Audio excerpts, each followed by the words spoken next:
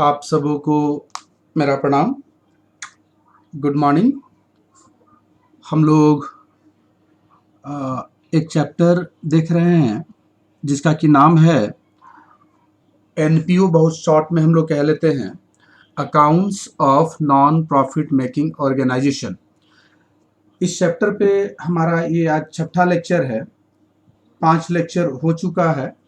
अगर आप आज नए हैं तो इससे पहले के लेक्चर्स को सुनिएगा तो ये लेक्चर और अच्छे से आपको समझ में आएगा।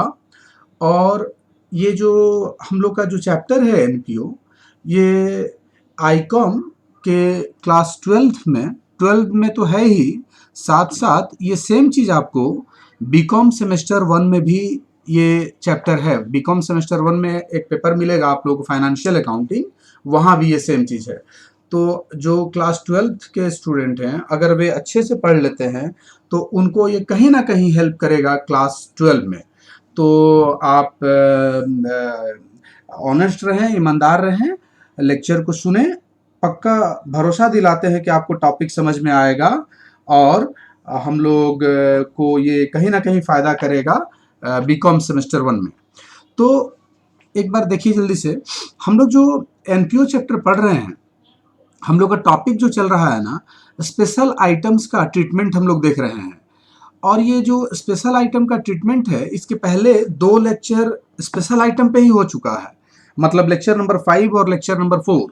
ये आज जो है, जो स्पेशल आइटम का जो ट्रीटमेंट है, देखिए पहले 2 लेक्चर में स्पेशल आइटम में क्या किए, एडमिशन फ़ी, डोनेशन, मेंबरशिप फ़ी, लीगेसी। ये लेक्चर नंबर 1 में, मतलब कि इसके जस्ट सेकेंड लास्ट वाला लेक्चर नंबर 4 में हम इसको डील कर लिए थे। फिर 5 में हम ये दोनों को डील किए थे। आज का हमारा टारगेट है कि हम ये 7, 8 और 9 को कंप्लीट कर दें। मतलब आज चाह रहे ना कि स्पेशल आइटम्स को ख़त्म ही कर दें, फिर नेक्स्ट क्लास से हम लोग क्वेश्चंस में आ जाएंगे, क्वेश्चन को प्रैक्टिस करेंगे, डिफरेंट तरीके के क्वेश्चन को बनाएंगे।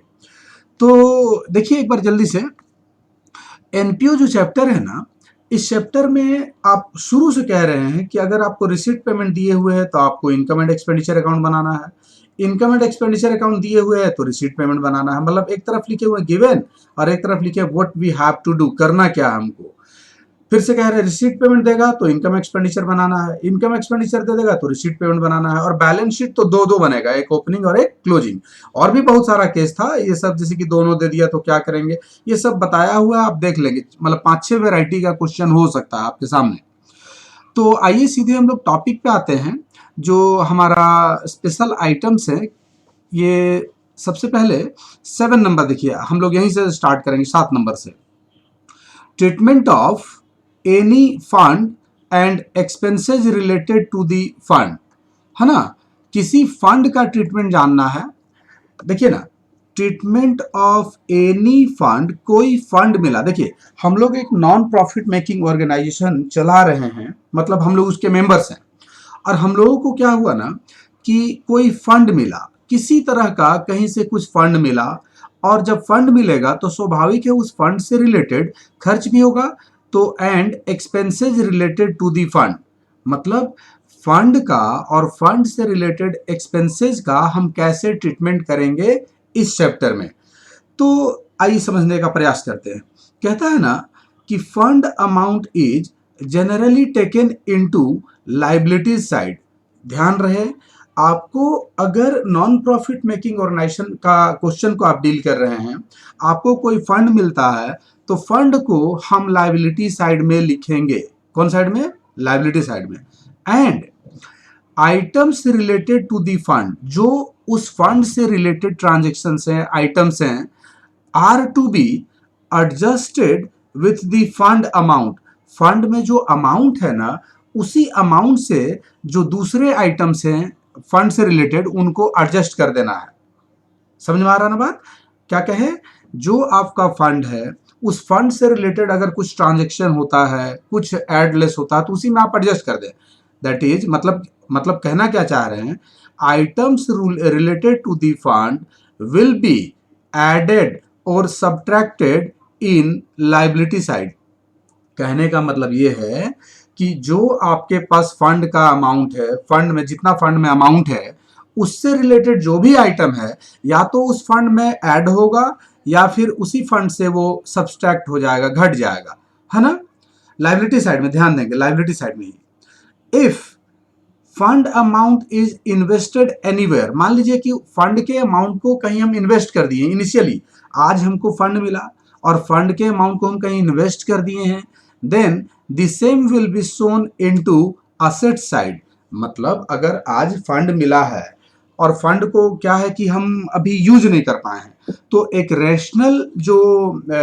रेशनल मेंबर्स होंगे जो विवेक से सोचते हैं, जो दिमाग लगाएंगे, तो क्या फंड के पैसे को अपने ऑर्गेनाइजेशन में क्या ताला लगाकर घर में रखेंगे, ताला लगाकर ऑफिस में रखेंगे? नहीं, फंड के अमाउंट को जो दिमाग से काम करेगा वो कहीं ना कहीं उस फंड को इन्वेस्ट कर देगा। क्यों? क्योंकि उस पर हमको ब्याज मिलेगा।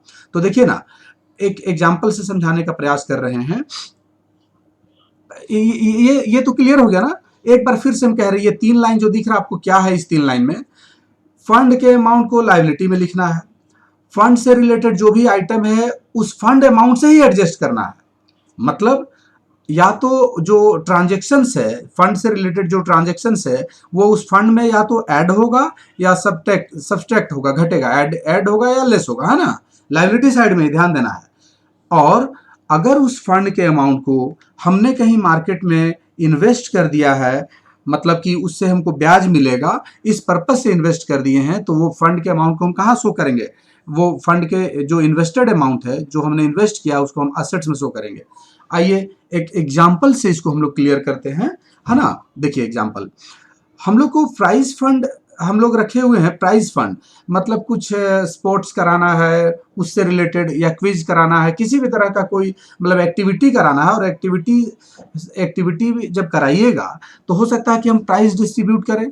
तो मेरा प्राइज फंड में 2 लाख रुपए है पहले से, और है क्या कि इस प्राइज फंड को हम इन्वेस्ट करके रखे हुए हैं कहीं पे। ध्यान दीजिएगा, 10% प्राइज फंड इन्वेस्टमेंट, मतलब प्राइज फंड के अमाउंट को हम कहीं इन्वेस्ट कर दिए हैं, बैंक में रख दिए, कहीं भी इन्वेस्ट कर दिए। तो ध्यान देंगे, जितने का फंड होता है उतने ही का क्या होता है? इन्वेस्टमेंट होता है। ध्यान देंगे, ये फिगर हमेशा मैच करेगा, है ना। फिर से कह रहे हैं, फंड मिला, आप उसको कहीं इन्वेस्ट कर दीजिएगा तो सेम अमाउंट ना रहेगा। तो ठीक है, इन्वेस्टमेंट कितना हो गया? 2 लाख।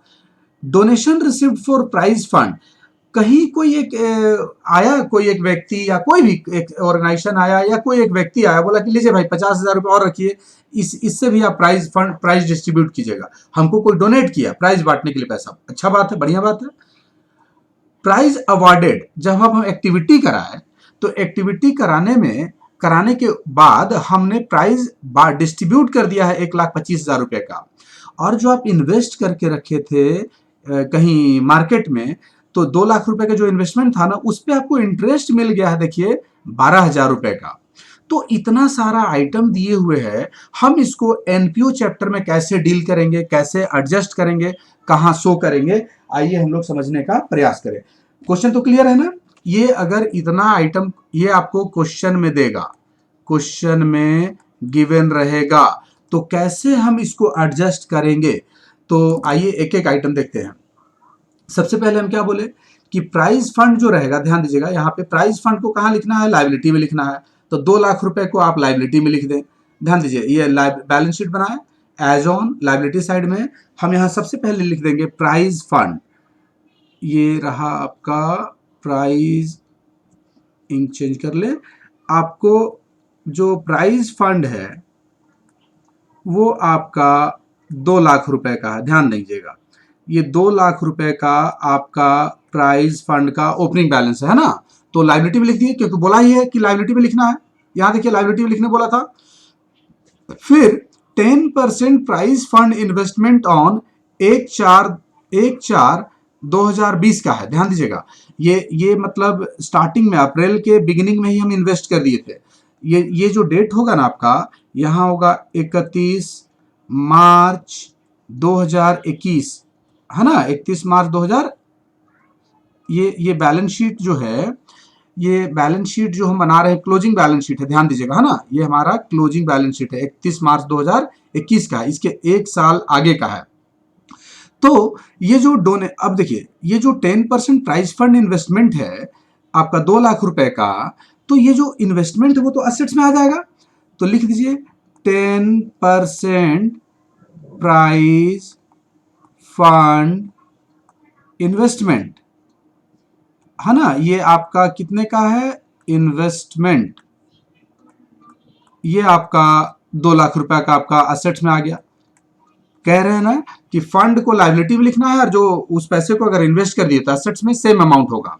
अब देखिए donation received for prize fund, कोई व्यक्ति ये दोनों क्लियर है ना। अब कोई व्यक्ति आया और आपको 50,000 रुपया दिया, कोई एक व्यक्ति 50,000 रुपया प्राइज डिस्ट्रीब्यूशन के पर्पज से दिया, तो आपका फंड तो बढ़ गया ना।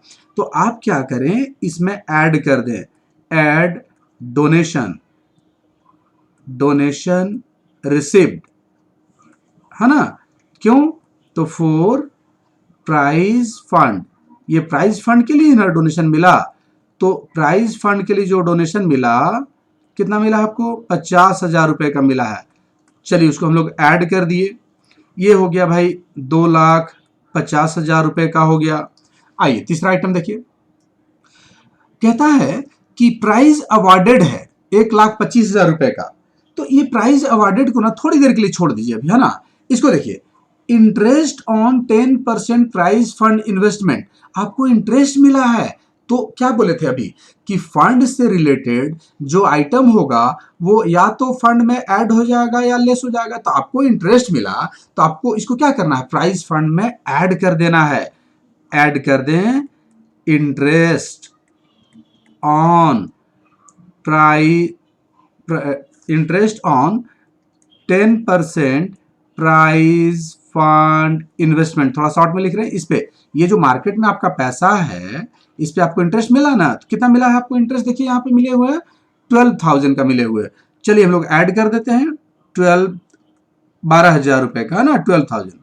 अब ये जो फिगर हो गया ये हो गया 2,62,000 रुपीज का हो गया, है ना। 2,62,000 रुपए का आपका प्राइस फंड हो गया।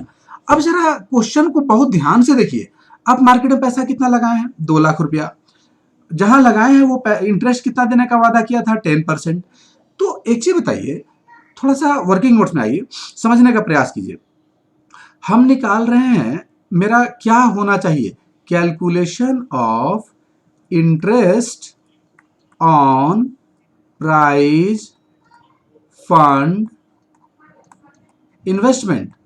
ये जो प्राइज फंड इन्वेस्टमेंट आपका है उस पे हम इंटरेस्ट निकालने का प्रयास कर रहे हैं, ना। तो ध्यान दीजिएगा, आप तो इंटरेस्ट बराबर जानते, पढ़े हुए होंगे आप लोग 11th क्लास में, P R बाई 100 ये पढ़े हैं, मूलधन गुने समय गुने दर by 100, principal into time into rate by 100। अब ये बताइए आपका प्रिंसिपल कितना है, 2 लाख रुपीज का है, टाइम कितना है, 1 साल है, रेट कितना बोला था, 10% बोला था, और इसको आप 100 से डिवाइड कर दें। तो जिस कंडीशन में आप पैसा लगाए हैं आपको 20,000 रुपए का इंटरेस्ट मिलना चाहिए था। कितना मिलना चाहिए था, 20,000। लेकिन आप देखिए क्वेश्चन में सिर्फ आपको 12,000 रुपया ही इंटरेस्ट मिला है।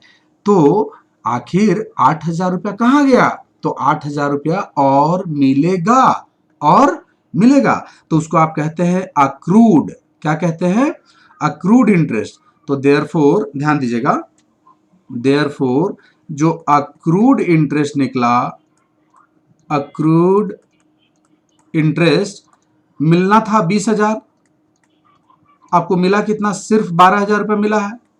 तो भाई 8,000 रुपया और मिलेगा ना, तो वैसा इनकम जो हो चुका पर मिला नहीं है, मिलेगा, उसको हम क्या कहते हैं, अक्रूड, है ना। तो 8,000 रुपया और इंटरेस्ट मिलेगा, अक्रूड। तो ऐसा करते हैं, उसको भी हम लोग इसी में ऐड कर देते हैं, add accrued interest. Accrued interest कितना मिला है आपको, 8,000 का मिला है, मिलेगा, मिला नहीं है, मिलेगा। अब इसको जब आप जोड़ते हैं तो ये आपका फंड का वैल्यू हो गया 2,70,000 रुपया, 2,70,000।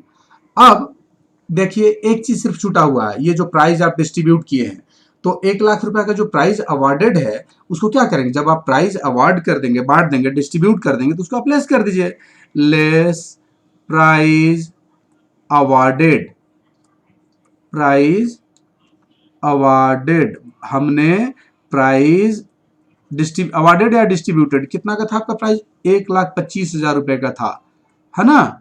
तो ये बटने के बाद अब आपका जो फिगर रह गया सिर्फ और सिर्फ रह गया 1,45,000, ठीक ना। और हमेशा ध्यान दें एडजस्टमेंट का 2 जगह एंट्री होगा, आपको मिलेगा ना, इंटरेस्ट मिलेगा, तो ये सेम फिगर असेट्स में भी चला आएगा। क्या लिखेंगे, accrued interest on 10% prize fund investment. कितना मिलना है आपको, 8,000 रुपए का इंटरेस्ट मिलेगा, ठीक ना। तो इस तरह से हम लोग फंड का ट्रीटमेंट करते हैं। नोट्स देखिए, नोट्स ध्यान दीजिए, इंपॉर्टेंट है, हमेशा याद रखेंगे नोट्स को, बहुत इंपॉर्टेंट नोट्स है ना। अब कहता है कि if expenses related to fund if expenses related to fund value exceeds, मान लीजिए ये जो एक्सपेंसेज है, ये जो आप जो प्राइज अवार्ड किए हैं, प्राइज जो आप बांट दिए हैं, ध्यान दीजिए, ये तो 1,25,000 रुपए थे, 270 में 1,25 घट गया। अब कह क्या रहा है ना कि अगर एक्सीड कर जाए then difference will be taken into expenditure side of income and expenditure account. Suppose कीजिए कि ये यहां हम 3 लाख रुपए का प्राइस बांट देते, मान लीजिए ऐसा क्वेश्चन में दे दे आपको, तो जब 3 लाख का आप ये अगर 1,25 के जगह मान लीजिए थोड़ी देर के लिए ये 3 लाख रुपए का फिगर होता मान लीजिए, तो जो डिफरेंस है, डिफरेंस कितना का आएगा, डिफरेंस आएगा आपका कितने का, 30,000 का। तो ये जो डिफरेंस आएगा 30,000 रुपीज का, तो डिफरेंस को कह रहा है ना कि डिफरेंस जो 30,000 रुपया होगा, आप इसको कहां लिखेंगे, एक्सपेंडिचर साइड। कौन साइड, एक्सपेंडिचर साइड, है ना, इनकम एंड एक्सपेंडिचर अकाउंट के एक्सपेंडिचर साइड में लिखेंगे, है ना, डिफरेंस अमाउंट को, 30,000 रुपए को। क्लियर है, फिर से समझिए एक बार और दूसरा देखिए, थोड़ा सा इसको समझ लिया, एक और नोट्स है, similar treatment in respect of, अभी जो प्राइज फंड का हम एक एग्जांपल लेके आपको समझाया है, इसी तरह से टूर्नामेंट फंड का एडजस्टमेंट ट्रीटमेंट करेंगे, इसी तरह से स्पोर्ट्स फंड का ट्रीटमेंट करेंगे, इसी तरह से मैच फंड का ट्रीटमेंट करेंगे। मान लीजिए इनके साथ भी अगर इतना सारा आइटम आपको दे देता, इस तरह का क्वेश्चन दे देता, तो सिमिलर ट्रीटमेंट होगा, है ना, कहीं कोई डिफरेंस नहीं है। उम्मीद है कि बात आपको ये समझ में आ गया होगा। एक बार कंक्लूड कर रहे इसको, है ना, समझने का प्रयास कीजिए।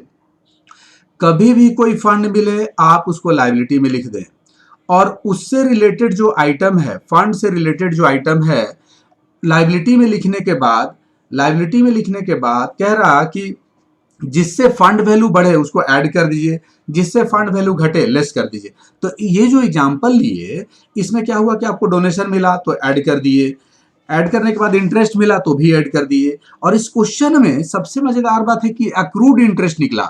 देखिए ना, आप 2 लाख रुपया इन्वेस्ट किए हैं 10% के हिसाब से, तो 20,000 रुपए का इंटरेस्ट मिलना चाहिए था, मिला कितना, सिर्फ 12,000, यानी कि 8,000 का अक्रूड इंटरेस्ट हो गया। ये आप निकाले हैं 8,000 का अक्रूड, तो इससे भी तो फंड वैल्यू बढ़ेगा। तो देखिए, सबसे पहले 2 लाख में हम लोग जो डोनेशन मिला ऐड किए, इंटरेस्ट जो ऑलरेडी मिल चुका उसको ऐड किए, फिर अक्रूड इंटरेस्ट को ऐड किए, और लास्ट में जो जितने का एक्सपेंस आइटम है, जो प्राइस डिस्ट्रीब्यूट किए, उसको घटा दिए। फाइनल फिगर को बाहर लिख देंगे, और जो इन्वेस्टमेंट है वो असेट्स में आएगा, और अक्रूड इंटरेस्ट का अमाउंट भी हमेशा असेट्स होता है।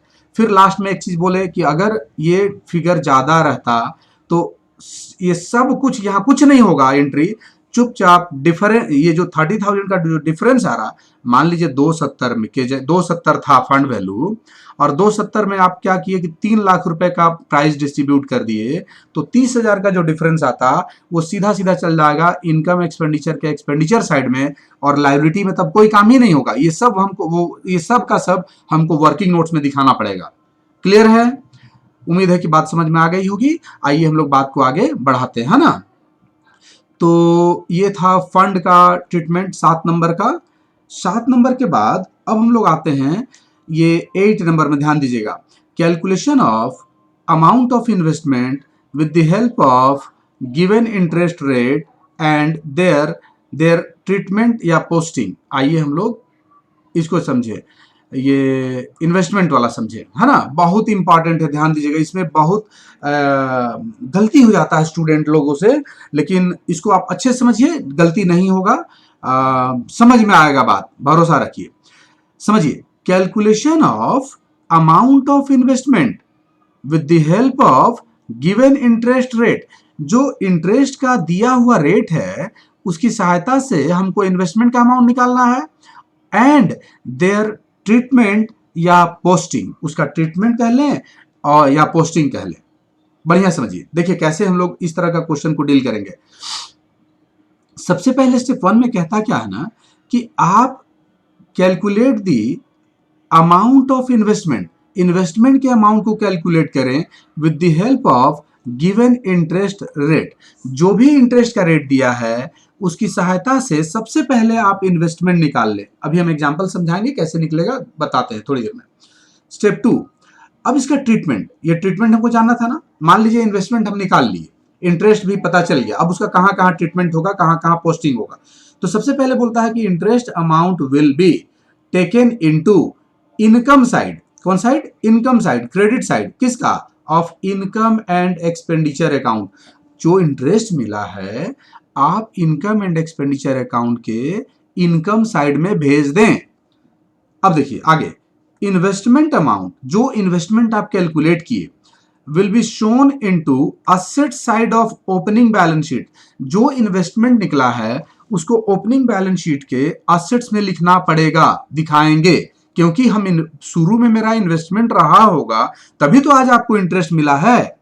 और ये चूंकि ओपनिंग इन्वेस्टमेंट था मेरा, इसीलिए same amount closing balance sheet में भी आएगा। क्या पिछले साल का जो इन्वेस्टमेंट है आपका वो इस साल गायब हो जाएगा? नहीं, वो भी रहेगा। तो जो इन्वेस्टमेंट निकलेगा वो दोनों बैलेंस शीट में भी जाएगा, ओपनिंग में भी और क्लोजिंग में भी। एक एग्जांपल से समझने का प्रयास करते हैं। देखिए एक एग्जांपल समझिए, रिसीट पेमेंट अकाउंट दिए हुए फॉर द ईयर एंडेड, जो डेट होगा क्वेश्चन में जो भी दे, ये आपका क्वेश्चन में दिए हुए है। ऐसा करते हैं, इंक हम ब्लैक कर दें, आपको विजिबिलिटी अच्छा रहेगा। ये देखिए, ये डीआर साइड है, ये आपका रिसिप्ट साइड है, और रिसिप्ट साइड में आपको दिए हुए है to interest on 10 interest on investment at the rate of 8%, 20,000 रुपये। आपको ये एक क्वेश्चन दिए हुए हैं और कहीं कोई फिगर नहीं है ना। आप सोचिए, आपको मान लीजिए रिसीट पेमेंट से इनकम एक्सपेंडिचर अकाउंट और बैलेंस शीट बनाना है, सिर्फ एक फिगर मिला और इसके आधार पे देखिए कहाँ कहाँ इसका असर पड़ेगा, है ना। तो देखिएगा, बहुत बहुत बहुत ही मतलब शानदार सवाल है, बहुत ही जबरदस्त सवाल है। बढ़िया समझने का प्रयास कीजिए। देखिए सॉल्यूशन स्टार्ट कर रहे हैं ना। तो स्टेप 1 आइए, स्टेप 1 में क्या बोला कि सबसे पहले भाई आप इन्वेस्टमेंट निकालिए, इन्वेस्टमेंट का अमाउंट निकालिए। आइए देखते हैं हम लोग। स्टेप 1 में हमको क्या निकालना है? Calculation of amount of investment, amount of investment. हम इन्वेस्टमेंट के अमाउंट को सबसे पहले कैलकुलेट करेंगे, है ना। तो एक चीज बताइए, 8% के हिसाब से आपको 20,000 रुपए का इंटरेस्ट मिला है। ये परसेंट समझते हैं ना, आउट ऑफ 100। अगर 100 रुपया लगाएंगे तो आपको 8 रुपीज का क्या मिलेगा? इंटरेस्ट मिलेगा, है ना। इसका मतलब यही ना होता है। तो देखिए कैसे हम लोग निकालेंगे। लेट या अज्यूम कर लिए जो इन्वेस्टमेंट का अमाउंट है, इन्वेस्टमेंट अमाउंट इज रुपीज 100। हम मान लिए कि मेरा इन्वेस्टमेंट का जो अमाउंट है वो रुपया है, वो 100 रुपया है। तो अब देखिए नाउ, अब होगा क्या? इंटरेस्ट कितना मिलेगा बताइए? अगर 100 रुपया इन्वेस्ट करेंगे, 8% रेट है, तो 8 रुपीज का मिलेगा। तो इंटरेस्ट 8 है, तो इन्वेस्टमेंट आपका कितना है?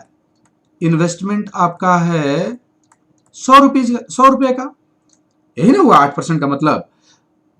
अब जब इंटरेस्ट अगर 20,000 हो जाएगा तो इन्वेस्टमेंट कितना होगा? बात समझ में आ गया होगा। हम 100 रुपये इन्वेस्टमेंट मान लिए, तो 100 रुपये में 8 रुपये आपको मिलेगा, तो 8 रुपीज का इंटरेस्ट है, तो इन्वेस्टमेंट 100 का है। अगर इंटरेस्ट मेरा 20,000 रुपये का होगा तो इन्वेस्टमेंट कितने का होगा? तो देयरफॉर क्वेश्चन चिन्ह इज इक्वल टू, स्वाभाविक है ज्यादा इन्वेस्टमेंट होगा, तो 20,000 रुपए को ऊपर कर दें, 8 को नीचे ले लें और 100 से मल्टीप्लाई कर दें। इसको जब आप सॉल्व करिएगा ना तो ये फिगर आपका आ रहा है, कितने का आएगा, ये फिगर 2.5 लाख रुपए का आ रहा है। कितने का आ रहा है, 2,50,000 रुपए का इन्वेस्टमेंट है, 2,50,000 रुपीज, ठीक ना। अब आप 2,50,000 रुपए का निकाल के देखिए, 8% आपका 20,000 रुपए आ जाएगा, ठीक है। तो चलिए स्टेप 1 निकल गया आपका, ये देखिए स्टेप 1 क्लियर हो गया, हमने इन्वेस्टमेंट के अमाउंट को निकाल लिया ना। अब इसका ट्रीटमेंट जानना है, पोस्टिंग जानना है, तो 3 जगह भेज देना है ना, ये 3 जगह भेज देना है। आइए देखिए, सबसे पहले बोला कि इनकम एंड एक्सपेंडिचर अकाउंट के इनकम साइड में लिख दीजिए, तो आइए हम लोग स्टार्ट करें। इसके बाद हम बनाएंगे, क्या बनाएंगे बताइए, हम बनाएंगे income and expenditure account of, जिसका भी हो, जिस क्लब हो, जो भी ऑर्गेनाइजेशन हो, for the year ended, for the year ended, जो भी पीरियड हो क्वेश्चन में वो लिख देंगे यहाँ पे। और आपको करना क्या है ना कि बस 2 लाइन का बनाइए आप, बस 2 लाइन का, है ना। ये रहा आपका 2 लाइन का, 2 लाइन का, सिर्फ ज्यादा नहीं, समझने के लिए हम ऐसा कर रहे हैं। ये आपका 2 लाइन का बन गया इनकम एंड एक्सपेंडिचर अकाउंट। और हम अभी कहाँ बोले हैं लिखने, तो इनकम एंड एक्सपेंडिचर अकाउंट के क्रेडिट साइड, कौन साइड, इनकम साइड में लिखना है।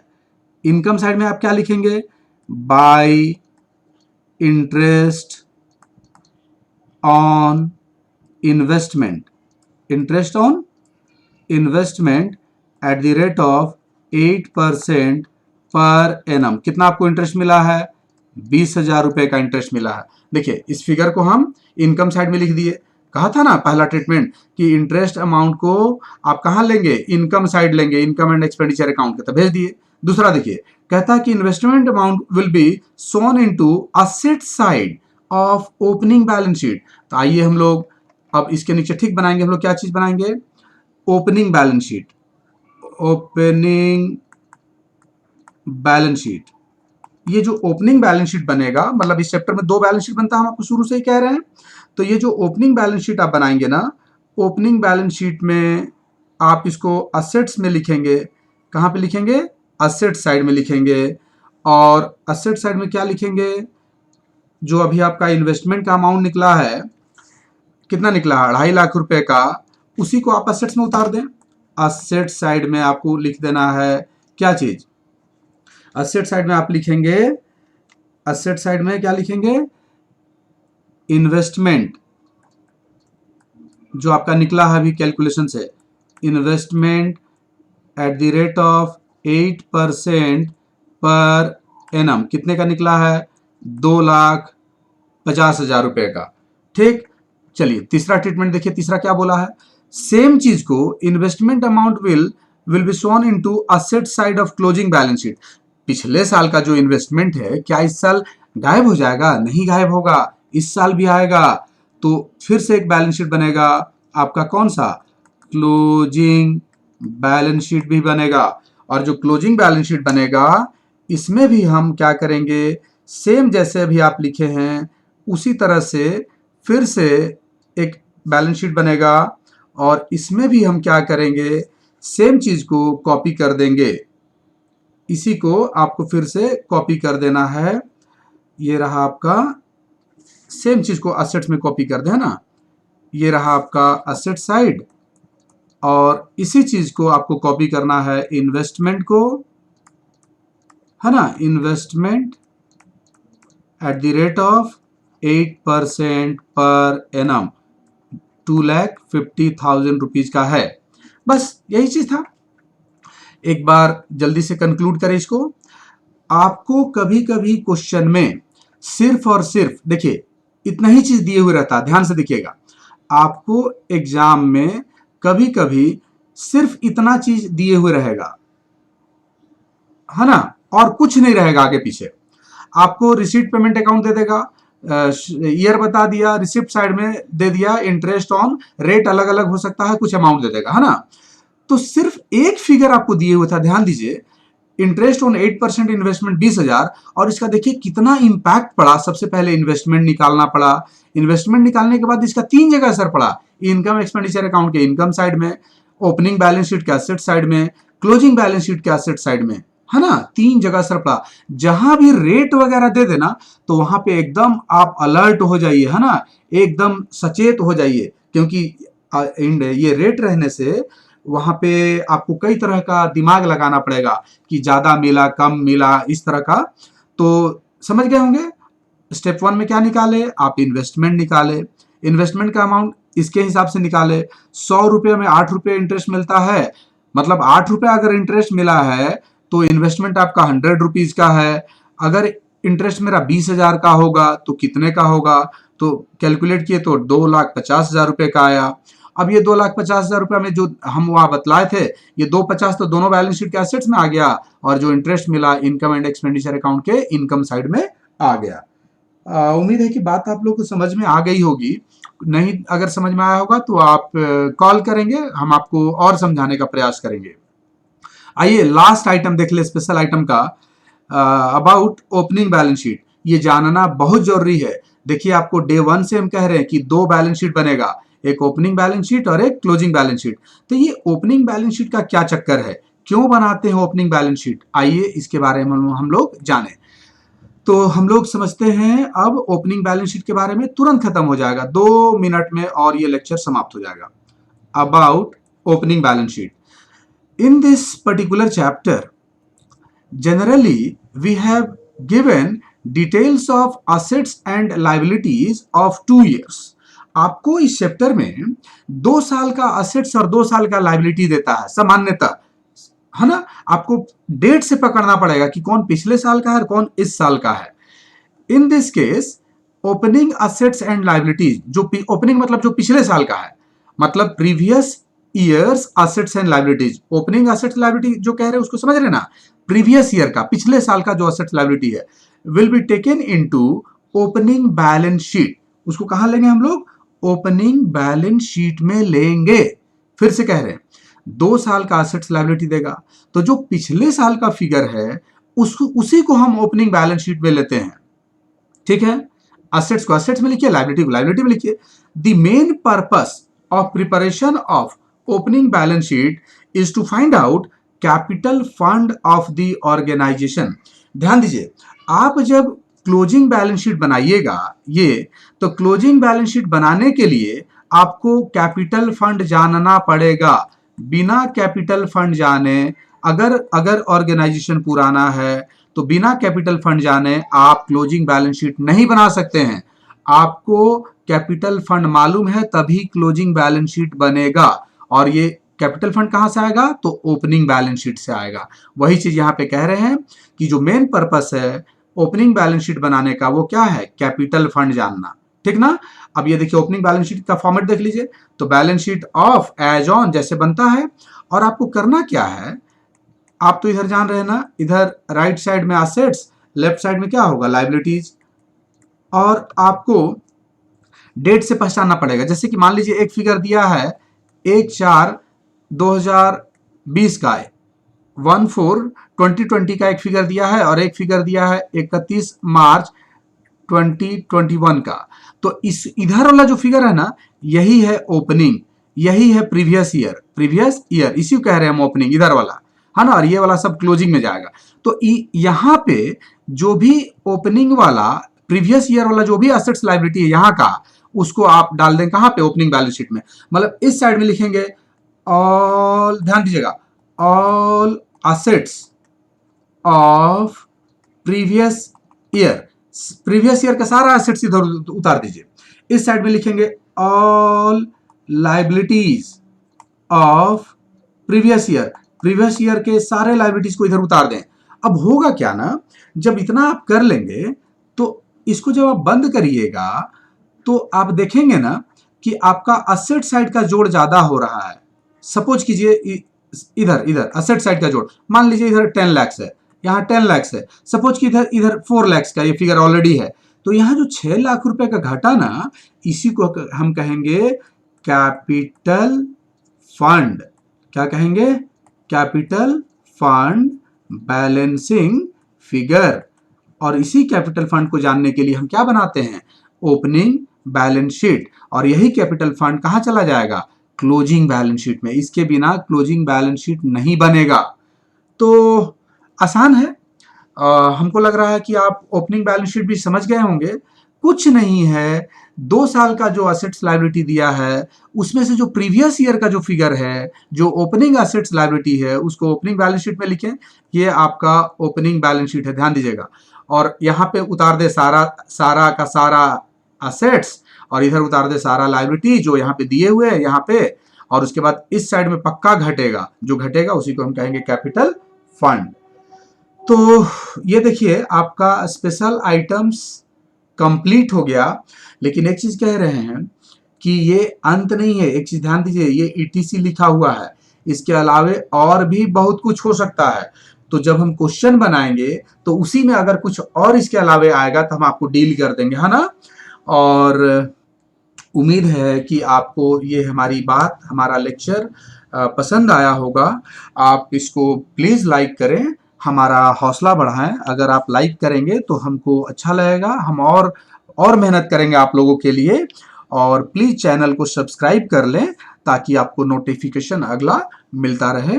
आप सबों को हमारे साथ लाइव बने रहने के लिए thank you. Have a good day to all.